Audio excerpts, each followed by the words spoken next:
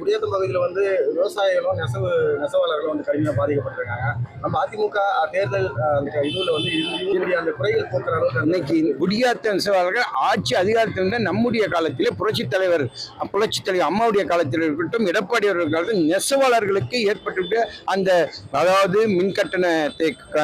மின்கட்டணத்தை குறைத்து அதே போல அவர்களுக்கு கூடுதலான மின்சாரத்தை வழங்கி இப்படி பல்வேறு சலுகைகளை கொடுத்து அம்மாவுடைய ஆட்சியிலும் எடப்பாடி ஆட்சியும் அவர்கள் மீது ஒரு கண்ணோட்டமாக இருந்தது அரசு.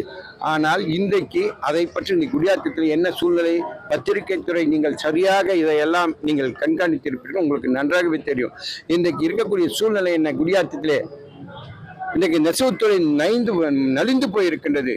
எல்லாம் இன்றைக்கு வியாபாரிகள் எல்லாம் இன்றைக்கு முதலாளிகளும் அதே போன்று தொழிலாளிகளும் இன்றைக்கு மிகவும் பாதிப்புக்குள்ளாக இருக்கின்றார்கள். அந்த அளவில் தான் நம் குறிப்பாக ஒரு பானைக்கு ஒரு சோற்று பதம் என்பார்கள். அப்படி தமிழ்நாட்டிற்கே ஒரே உதாரணம் குடியாத்தம் மாவட்டத்தில் இருக்கக்கூடிய நம்ம நெசவு தொழிலாளர்களுடைய பாடு இன்றைக்கு மிகவும் மோசமான நிலையில் இருக்கின்றது. அவர்களுடைய வாழ்வாதாரம் கேள்விக்குறியாக இருக்கின்றது என்பதை தெரிவித்துக் கொள்ளும். அதிமுக ஆளுங்கட்சியா இருக்கிறப்போ திமுக வந்து பொங்கலுக்கு 5000 ரூபாய் கொடுக்கணும்னு நாங்கள் தெரிவிச்சாங்க.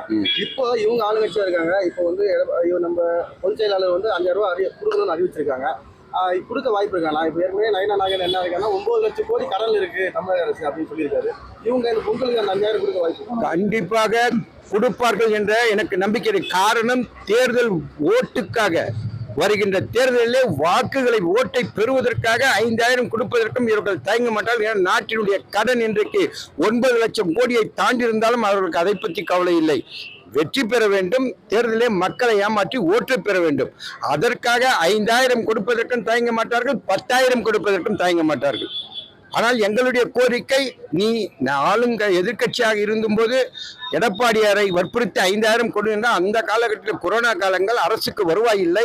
அப்படிப்பட்ட சூழ்நிலையில் கூட 2500 கொடுத்தார்கள். நீங்கள் ஏளனம் பேசினீர்கள். அதனால் தான் இன்றைக்கு எடப்பாடியார் சொல்றார், நீ 5000 கொடுக்குறேன்னு ஓடி ஓடி கடனை வாங்கியிருக்கிறீங்க. தமிழ்நாட்டில் கிட்டத்தட்ட 10 லட்சம் கோடி எட்ட போகுது. ஆனால் இந்த 5000 நீ கொடு அப்படின்னு சொல்றாரு எடப்பாடியார். இதுதான் அவருடைய எடப்பாடியுடைய நோக்கம். பார்த்துக்கணும்.